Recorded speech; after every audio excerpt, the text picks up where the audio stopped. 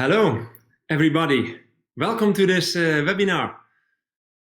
It's very good to have you all here. I am Jos Westerbeke from the Erasmus University Rotterdam, IT specialist at the library, and I'm delighted to be your host this afternoon or this morning, or maybe even this evening if you are from the eastern part of the world.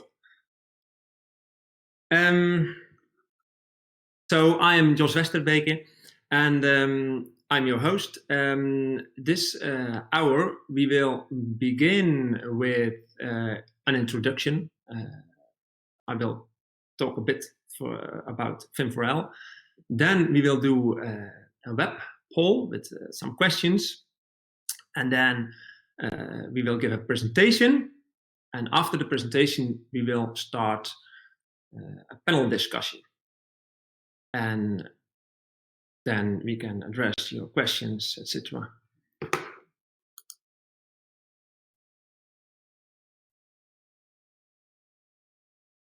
So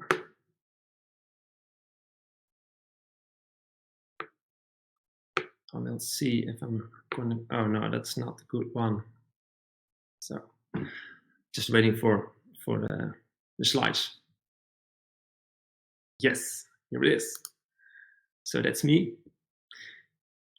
And I will introduce you the other people. They are also from the FIM4L working group. We have a Liber working group in Europe.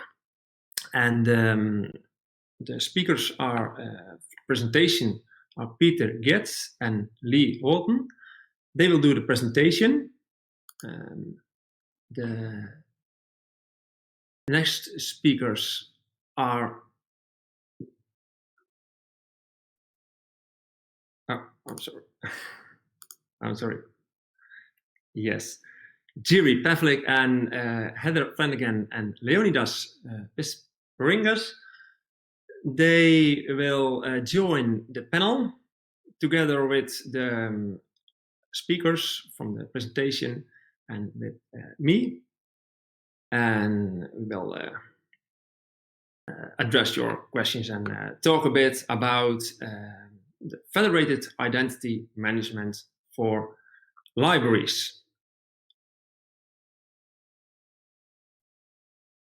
First, I have to say some house rules. The webinar is being recorded. The slides are on Zenodo already. You can find them there. And if you have questions, please put them in the chat box, and we will put the questions to the speakers so we can address them. And thank you also, Tanya. She's running the show behind us for this webinar, the technical things. And yes, I think I missed a slide from the introduction for FIM4L. No problem, we can do that. FIM4L as Federated Identity Management for Libraries is a group, it's a working group from Liber, and we also have a broader list of participants. We initiated the working group in 2018.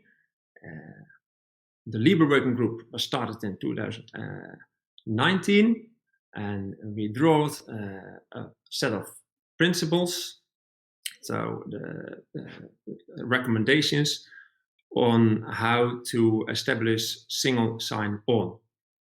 Those recommendations are published the last month, and they are also published on the Zenodo, and you can also find them on our website, fim4l.org. And it's about these recommendations and principles we are going to talk today. So we will start with a presentation, and Lee, Horton, and Peter will do the, oh, sorry, we will first, before we going to the presentation, we will first do a web poll. So we will start with the polls. We have quite some questions, so please fill in your answers and we can look at it. The first, some questions are more about who you are, where you work. Then we have another few questions about what you do, etc., and about what you know. So, okay, so that works fine. Many attendees are from the university, I saw, so that's great. And the second question, you are working as a librarians, that's great. Oh yeah, we have librarians on board, that's very great.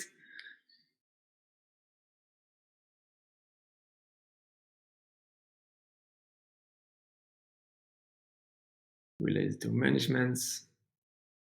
Oh, that's great. So that with nice people. Next question.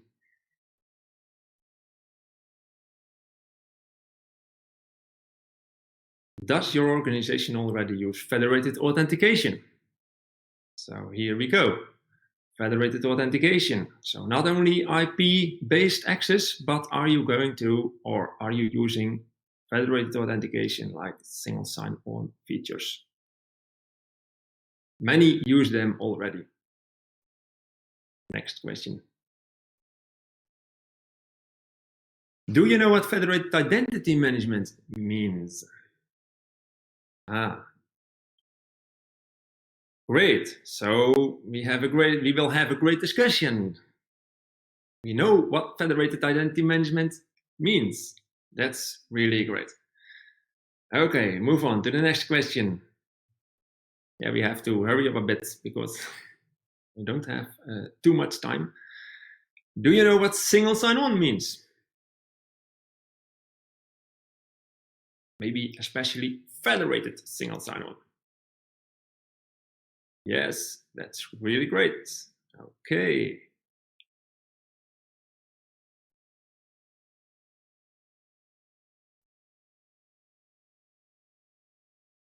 And do you know what SAML means?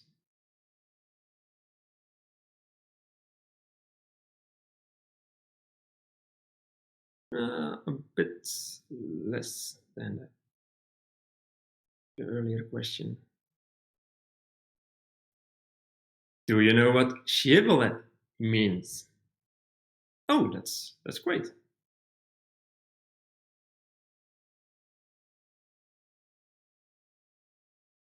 Oh, that's great. Does your library already use federated authentication for e-resources?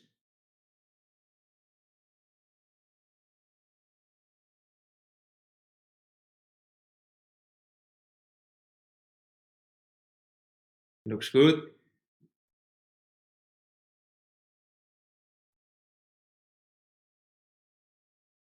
And now, question, we have to think a bit about it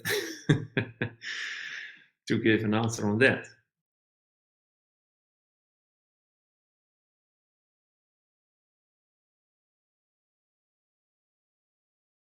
Fine for libraries.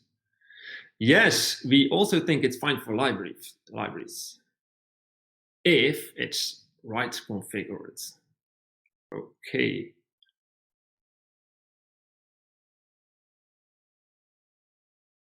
Does your library have e-resources which are not able to handle IP address authentication?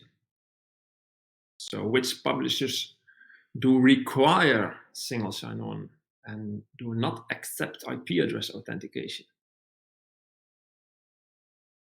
Yeah, it's a bit more difficult to answer. Some I don't know answers. Okay, nice.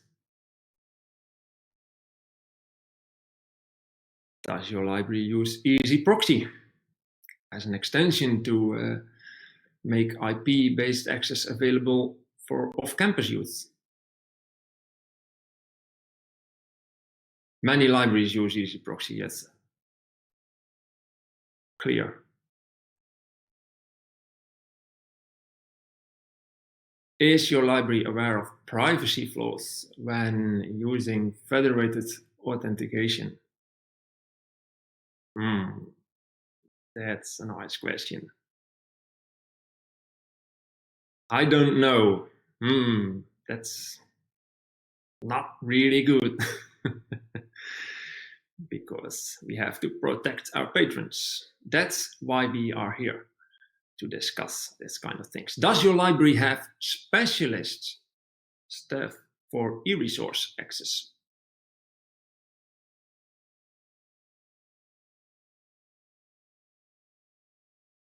Yes, and we rely on the IT department.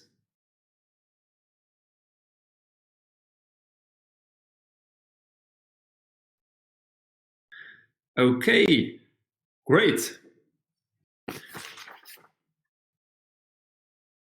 Are you going to use FIM for principles and recommendations? Oh, I don't know.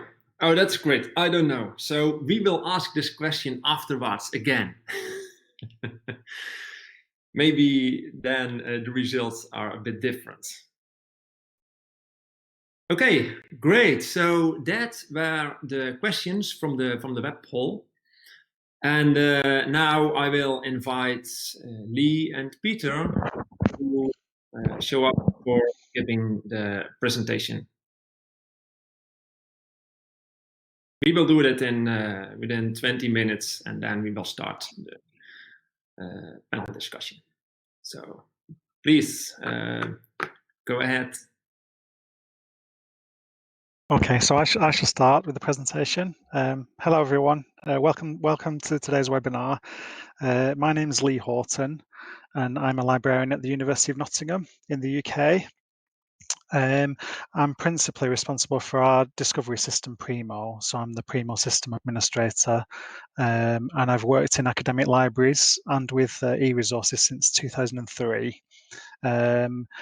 I was preparing the slides for this presentation and realised that over the years, our number one complaints from academics and students, without question, whenever we survey them, is they always complain about access to e-resources, whether it's not being able to access e-resources because of they're not aware of what our subscriptions are, or they fail to sign in, there's some technical issue, or they just don't know how to sign in because platforms display institutional login options differently. So really that's one of the main reasons that attracted me to working with FIM4L and joining the working group, was to contribute to something that would change this and come up with the principles and recommendations that should make things much better in the future. I'm also joined by Peter today, who will explain the technical, give some background on the technical side of how SAML authentication works. I wanted to start with a slide, this slide, to explain, and I'm sure many of you are already aware that libraries have had IP authentication for many, many years. Ever since e-resources started to become a thing in academic libraries. But there is a definite shift now more than ever towards away from IP and towards single sign-on authentication. The main reasons for that I've outlined visually in this slide is because IP authentication is location based. So as a library, we have to give our IP ranges to publishers, and that determines access. We are users of EasyProxy, so we do proxy pretty much all of the links we're allowed to proxy, which is the majority. So we can use EasyProxy as a way to offer off-campus access, but it's still it's still too restrictive because it's still location based, and there are still issues with EasyProxy access. So single sign-on technology is increasingly preferred. Many libraries have used it for a long time, but it's increasingly preferred by libraries and increasingly now by publishers and platforms because it's person-based. And it's based on a person's institutional login, institutional IT account, and also it enables them to sign in on any device, anywhere, anytime. And we know, especially that this year has made it even more prevalent. Remote working is more people. Just as many, if not more, people work remotely now than actually visit the libraries. We have a lot of users who don't visit the library hardly at all during an academic year. So the shift is definitely there's a big shift towards single sign-on, and we see that as a positive shift to something that's more flexible, and if it's implemented in the right way, easier to use and consistent for everybody. I'll hand over to Peter now, who's going to talk through some of the technical aspects of how this technology works. So thank you, Peter. Yes, hello. This is Peter Gietz, CEO of a small to medium company called Darcy International that has specialized on identity and access management with open source, and thus we are also very into the subject we hear now. And so my job is to introduce you to the technologies, and I will do it rather quickly because I saw that most of you already know what SAML and Shibboleth is and so on. But for those who don't, I will give a short introduction. So what you see here is a diagram on SAML, Security Assertion Markup Language, which is the current established standard for federated identity management. We have new standards coming on the line, but they are rather similar in principle. So if you understand this, you will also understand at least the gist of OpenID Connect or OAuth2. Those are the two new standard, or the one new standard replacing SAML. So SAML is still from the XML world. So it's about XML documents that are sent to from an identity provider to a service provider. Here, the identity provider, you can see basically in the SAML standard, it's three authorities. One that knows the password, that's the authentication authority. One that knows attributes about the user, that's the attribute authority. And then you could have an authorization authority. That would be if the identity provider would know about the rights at the service provider side. So this is very rarely used, but authentication authority and attribute authority are commonly used. So the flow is if a user wants to access a resource, protected resource on the right lower place, it will come to the policy enforcement point. There it will be enforced whether the user will be let in or not.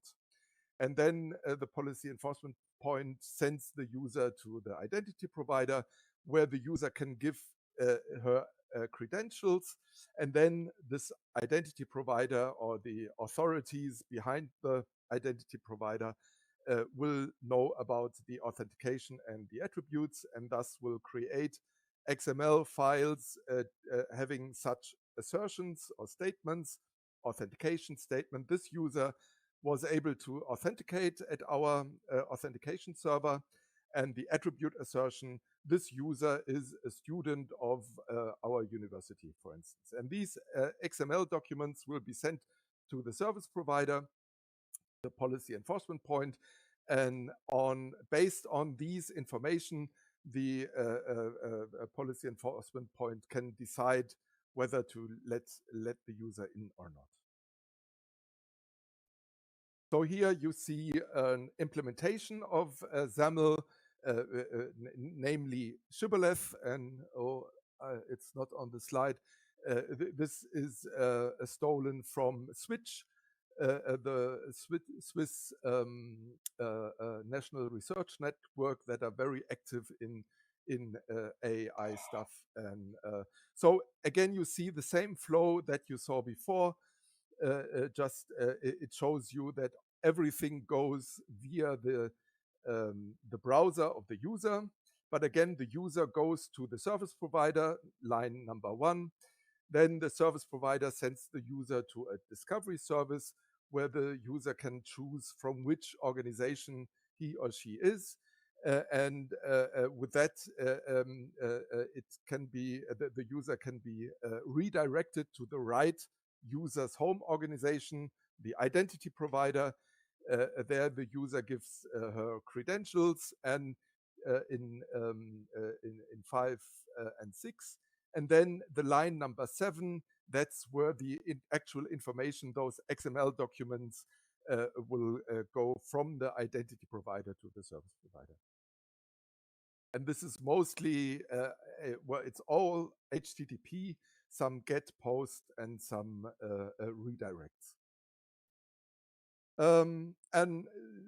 So this is the technology, and with this technology, you can set up federations, meaning a number of organizations that have identity provider and or service provider. So there could be also an organization with just an identity provider, or an organization, and this is in the library case quite often, that the publisher is only service provider.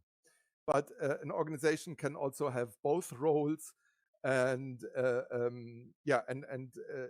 if these single entities, identity provider, service provider, they are sort of collected in a list. It's the so-called metadata, which is mostly the X509 certificate of the server of the service provider and the server of the identity provider. And thus you get federation as well. It's all about trust, and there are contracts between the single entities maintained by the federation provider. And in the case of research, the federation maintainer operator are the national research networks.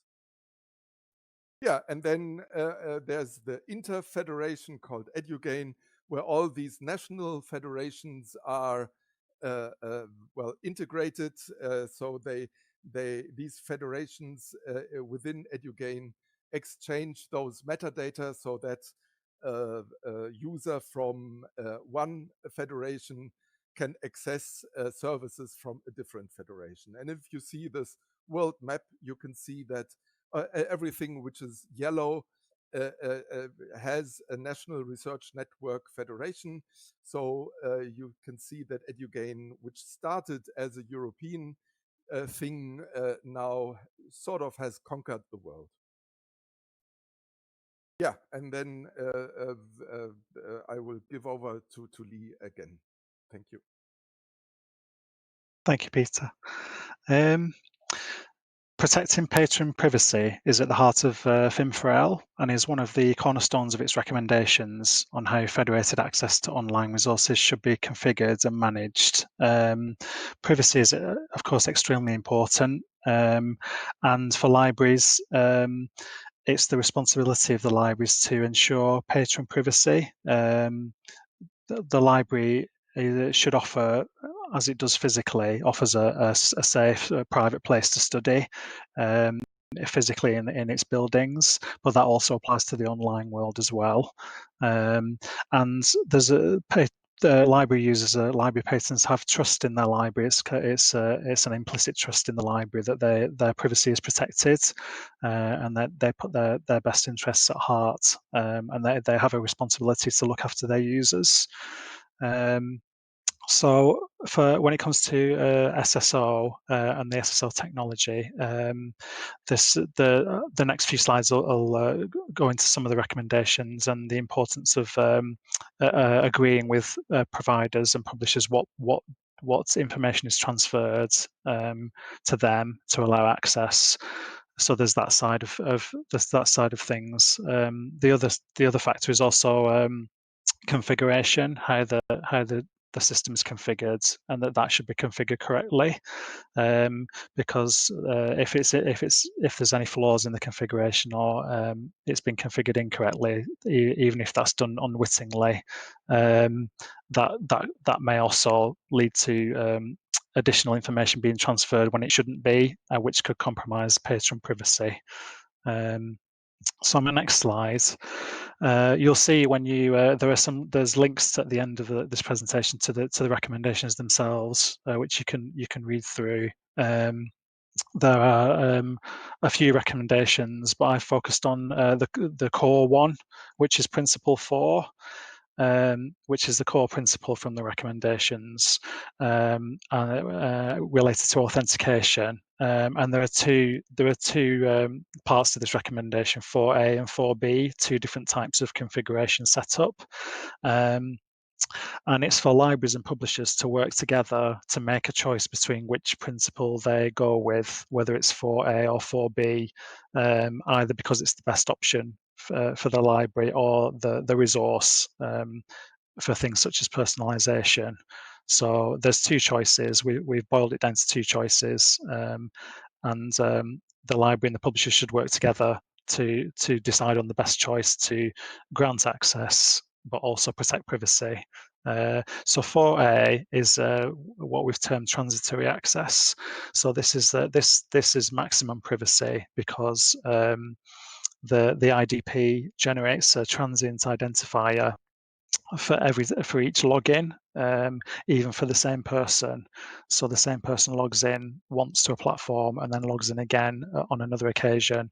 They get a new transient identifier that changes. So that allows for maximum privacy, and it means that the publisher and the service provider can't recognize a returning customer. They can't differentiate between a new customer and a returning customer because that identifier is always different. So that's one option. The second option is 4B, personalized access.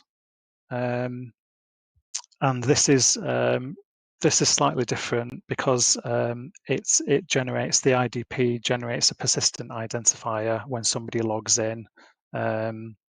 So a string is generated by the IDP, but it's persistent to that user for that particular platform. So if a student logs into a particular platform on one occasion, they're given a persistent identifier that's pseudonymous, so it still protects privacy, but the same identifier is presented again to the same platform, even if they were to log in the next day or the day after. This is useful and sometimes necessary for e-resource platforms because it gives the option for the platform to personalize features. So if the platform knows it's the same person based on the identifier, they can offer things like safe searches and bookmarks. If a student bookmarks some ebooks, for example, they'll know that the next time they go back to that platform, those bookmarks will still be there. And a lot of ebook platforms do this currently. It's quite a common thing for them to do. So sometimes there's a good solid use case for this. But it's still privacy preserving, and it still means that the libraries can transfer minimal information, but still give a good user experience for students. Yes, my next slide is I wanted to highlight that definitely for libraries and the personalized, the persistent ID 4B option does raise some can raise some concerns or some anxieties about whether identifying information is being transferred to publishers and platforms. But the first thing to say is that just the presence of a persistent ID is often all that's needed for personalization features to work. So if a an institution was just to transfer that to a publisher, that's often enough for the personalization to work, and it doesn't identify, it doesn't allow the publisher to trace back or identify who that person is. Another thing that's in the recommendations that's a really important thing is that if the publisher or provider requests more information, like they would like to know that a name or an email address or more identifying information about an individual, this shouldn't be transferred during authentication. It should be shared voluntarily by the user. So that could be in the form of a separate page where a student can sign up again for a personal account, and then they can voluntarily complete a form giving up their email address and their name if they want to. The last point I wanted to make about personalized access is that the persistent ID is unique for individuals and platforms that they're connecting to, but in the case of misconduct, so excessive e-resource usage or some other kind of misconduct that the publisher might pick up on, it's the library who would do the investigations as to try and tie back usage to a particular user. So perhaps that user could be contacted to remind them of how to use e-resources responsibly. There is I wanted to qualify this last point by saying that obviously if someone's opted to share more information about themselves, then the publisher obviously has a better picture of who that person is. But the actual persistent ID that's transferred is something that is in the IDP logs on the library side. So if there's any kind of work that's required to try and trace back something like e-resource abuse to an individual, the library is responsible for doing that, and it's actually easier to do that than it is if you're using IP authentication, for example. So to finish off, I just had a couple of slides about in terms of the recommendations, why should libraries use them and care about them? Why is it useful for them? So when you review the document, you'll see that it could be used as a really key document when talking to publishers in license negotiations. So when you're first subscribing to a resource, the whole negotiation of license terms, we see it as being a really important document in those discussions, to make it clear what the library expects of the publisher and vice versa. As I've said at the beginning, there's an increasing demand for SSO authentication from publishers. It's becoming more prevalent and being requested more and more, or expected more and more. When it's well implemented and consistently implemented, the recommendations promote this consistent implementation because the recommendations are clear. If they're adopted by libraries and publishers, it will just make the whole process of setting up authentication easier, more consistent, less prone to error, and apply to more e-resources as well. The recommendations also demonstrates to publishers that libraries are taking user privacy seriously and authentication seriously, and the whole setup of that and the management of that. And it's also a useful document that can be used to push back against publishers who don't comply with the recommendations or want more information than the library wants to share, or is just not set up for SSO as we would like. It's a useful document to emphasize that this is what would work best for libraries. Finally, why should publishers care about the recommendations?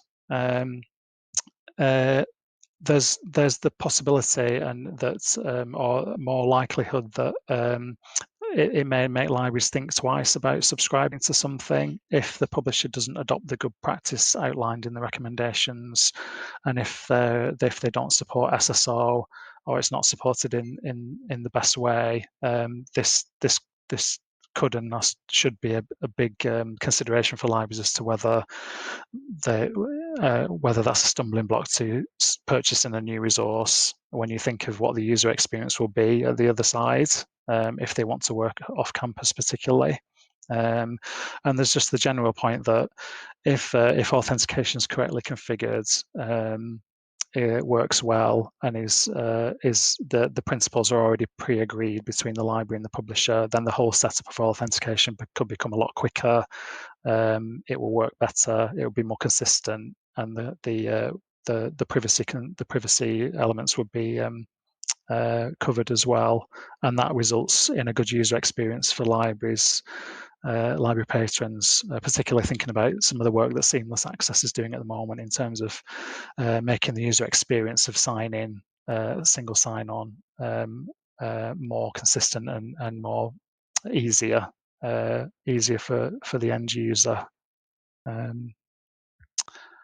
And finally, there's just some links here. So one to FIM4L, our website, if you want to find out more about us, a link to the recommendations themselves, and also some more information about LIBA for you to look at. Thank you. Yes, thank you both for this presentation. I will invite also Heather and Thierry and Leonidas to show up and to make our panel completed.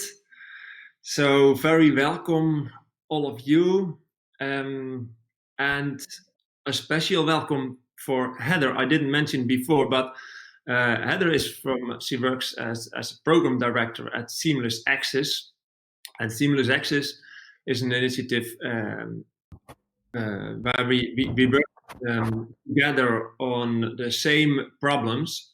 So to say that FIM4L or an initiative from the library side, and Seamless Access is more an initiative which comes earlier and it's more about user experience, but now also works on the same issues as we have recommendations for.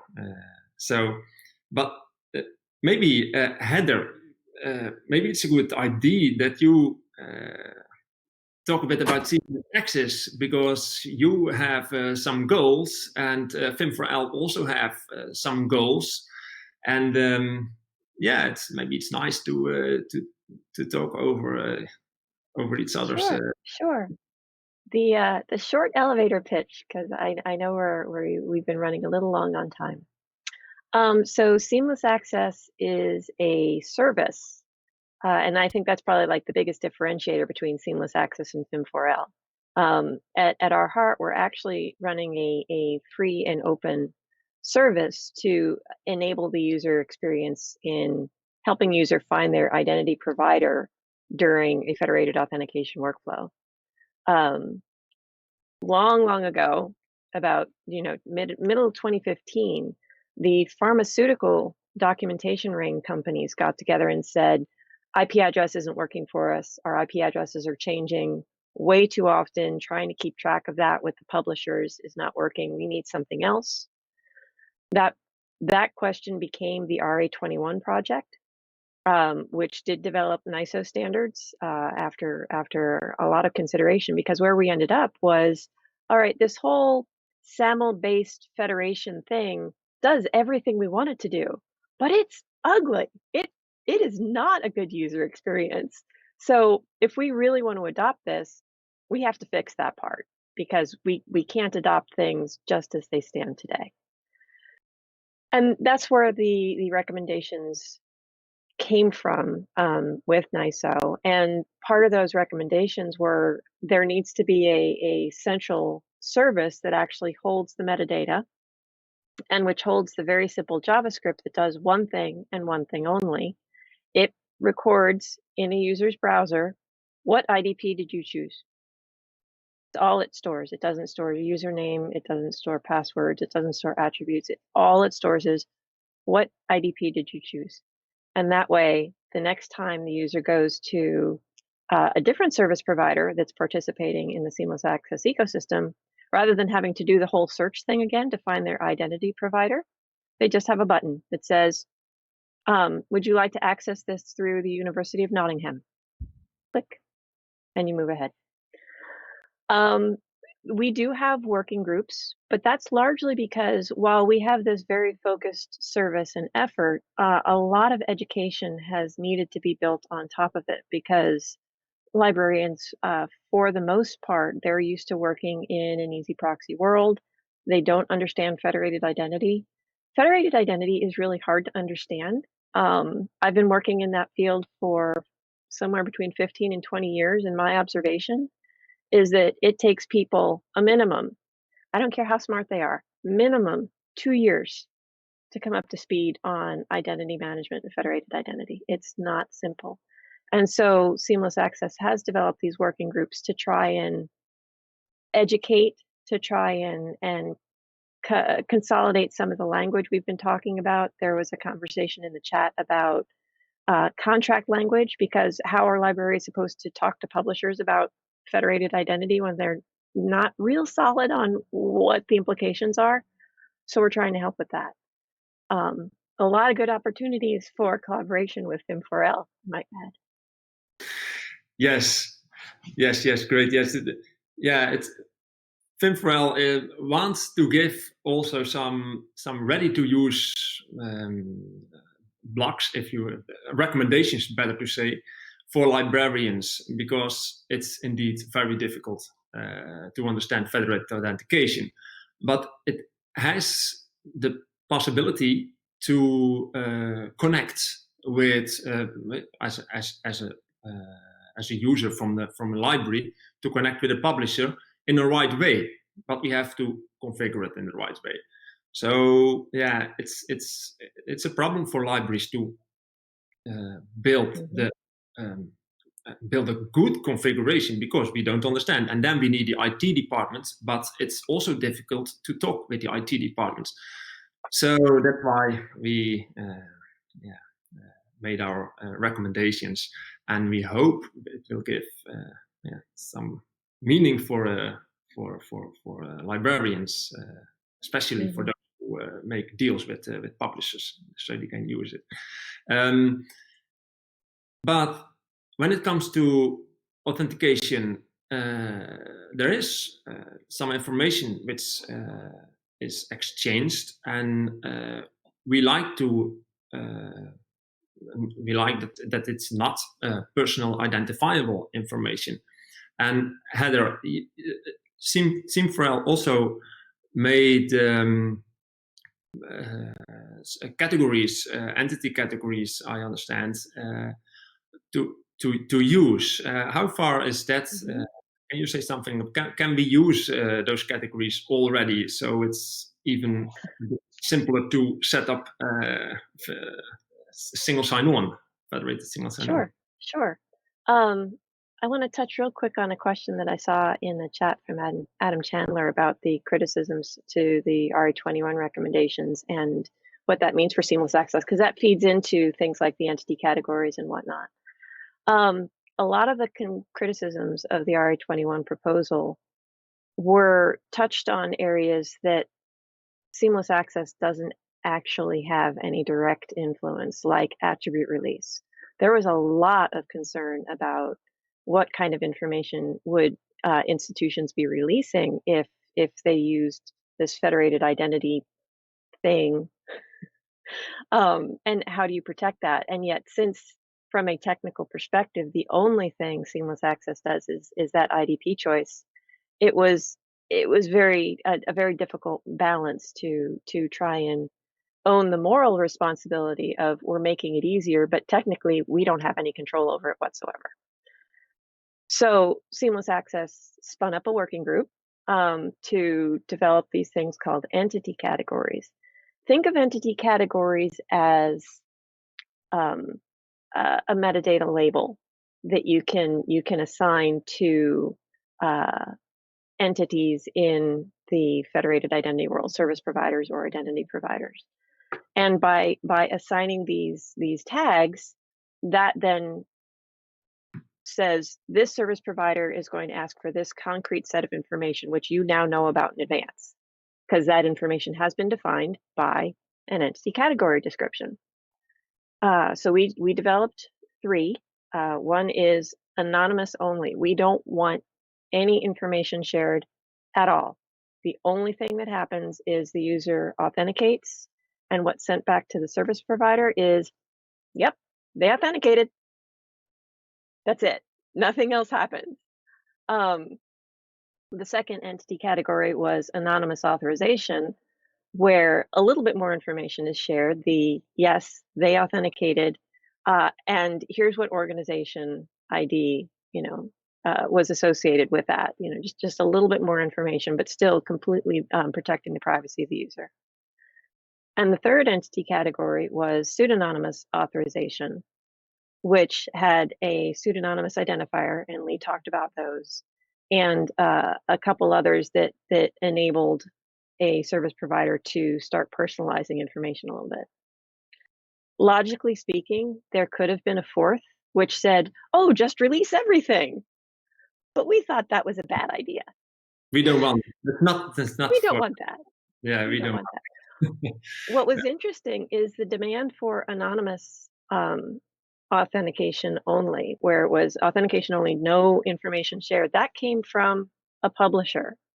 That didn't come from the library community. That actually came from the publishing community, with publishers saying there are IDPs out there that are configured poorly, where we don't ask for anything, but they share everything about the user, and we don't want it. We don't want to be responsible for it. We don't want to be liable for it. We don't want to know our systems. So could we just signal, don't do that. Don't send anything. Yeah, that's better. And some questions also in the chat. The first question I thought was from Adam Chandler, which Peter already answered a bit. But do we assume that publishers want to have more information like IP addresses, etc.? Maybe Peter can elaborate a bit on that. Yes, so every application developer is able to store the IP address of the user and is able to do some, collect behavior information of this IP address. And on the IDP side, you cannot do anything about that. So as there are often commercial interests and as data are very interesting to analyze, we can expect that a lot of publishers will do such things. We will have to discuss if this is GDPR compliant or not, and how long such data can be stored by the publisher and so on. But as I said, we are in FIM4L, we are doing recommendations for the identity provider side, for the library side and the patrons, and thus we cannot really influence such a behavior on the service provider side. We can only influence how many data will be sent from the identity provider to the service provider, and that's what the recommendations are about. Yes. Maybe another interesting question from Anthony Farthing about attribute release during the authentication. Is it possible that a user could release attributes like his name or email address during authentication by choice, by free choice? Is there anyone in the panelist who will has an answer for that? Yes. So one thing I would, and I put a link to this in the chat. I strongly recommend that people look at the consent-informed attribute release project out of Internet 2. It's another free and openly available project software package that institutions can use to help their users control exactly what's shared, showing what's required, what's not required, but being asked for, things like that. And that puts the control square into the hands of the users. It's a very, very attractive way of doing it, and it's worked well at Duke University. Yes, Peter? Yeah, maybe in addition to that, from the FIM4L side, in our recommendations, it says that if the service provider wants to have personal information like name, email address, and so on, it should collect those data themselves via a separate form. So that's what the recommendations say. But of course, we have CAR and other consent modules, not so good consent modules like CAR, but there are different ones. And of course, the identity provider can install such so that the user has control about which data, which personal data are to be sent to the service provider. There's a little problem here. If the service provider says you will only be allowed to use the service if you are going to allow, if you are going to consent to those data, thus GDPR, in GDPR terms, such consent modules may be problematic if the service provider says you must consent.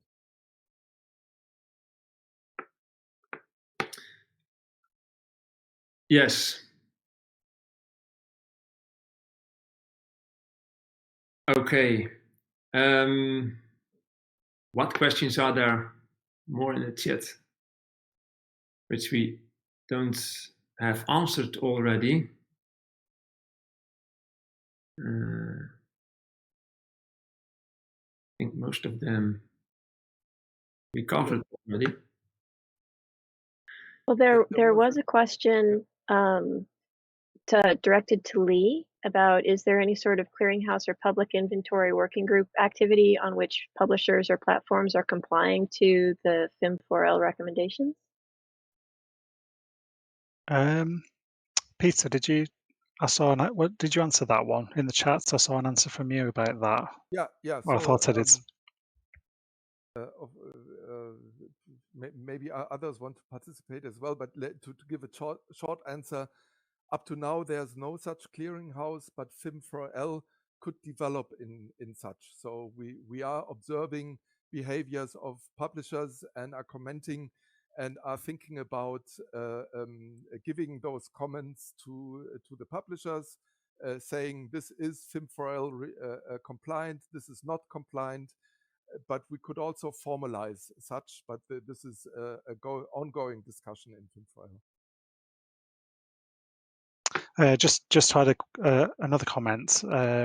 We work with the UK Federation is very useful to us, and because it makes access to e-resources a lot easier if we know that a service provider is registered with the UK Federation and they're sharing their metadata with them, because we are registered with the Federation as well. So when it comes to they have information on their website about details about publishers and what kind of attributes they've asked for. I'm sure.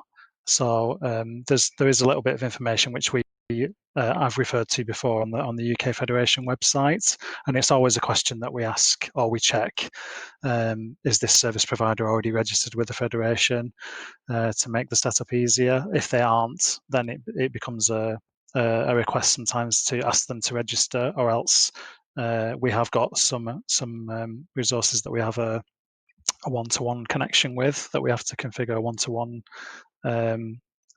connection with from the IDP to their SP. But as a library, we'd want to avoid that if at all possible. But yeah, some sort of clearinghouse would be ideal, or some sort of reference point to check which publishers have signed up to the recommendations.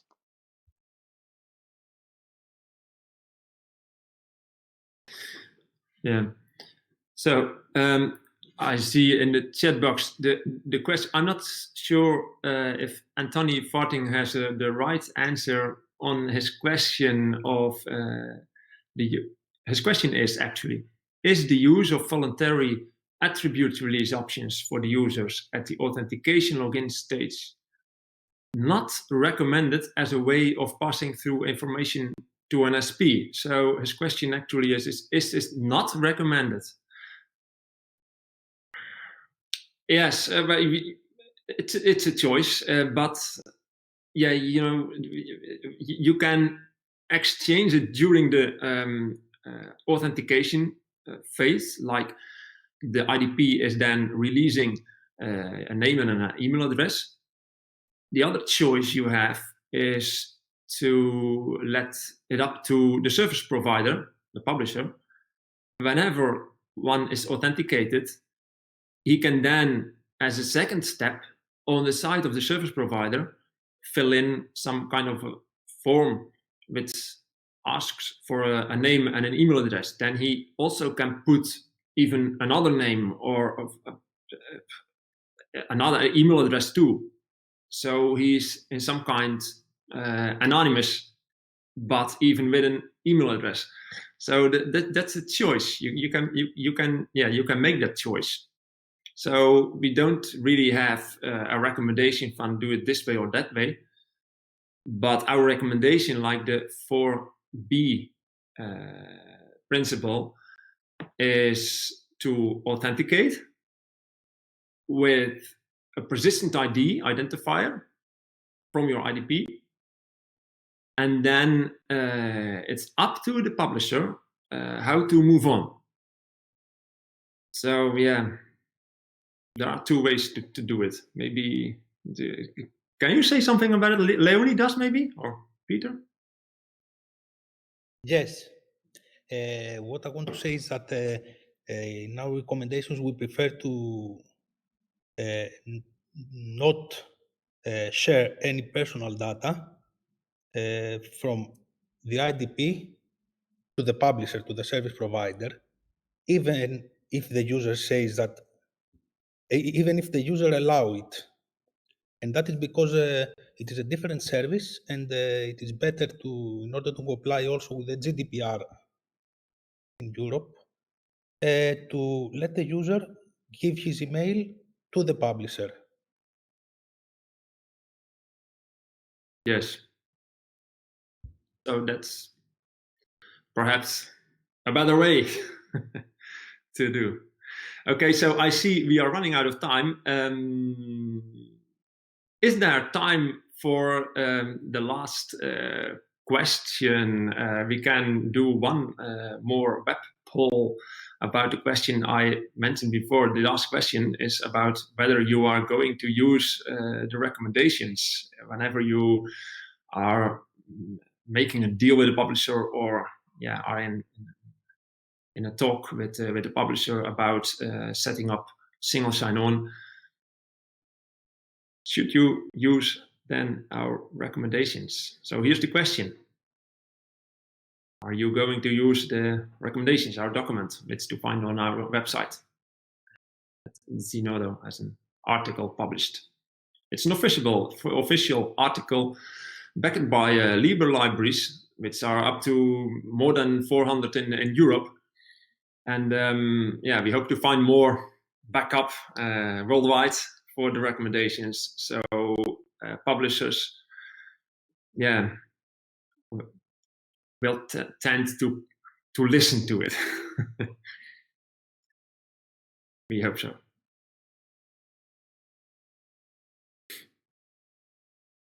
So it's more than the question at the beginning of this webinar, so that's great. That's great. So that's a good time to wrap it up all here, to end it.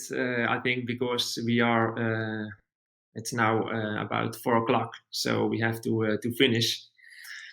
Thank you all so much for attending this webinar, and we hope we will use you will use our recommendations and recommend the recommendations. So, and if you want to like the FIM4L initiative, you're very welcome. Go to our website and fill in your go to the contact tab and find our email list address, and then you can subscribe to our email listserv. So you're all very welcome, and thank you all so much for this webinar. And also thank you for all the speakers.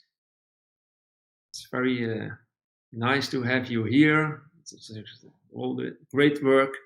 And thank Libor, thank Tanya for all of it. So this is it.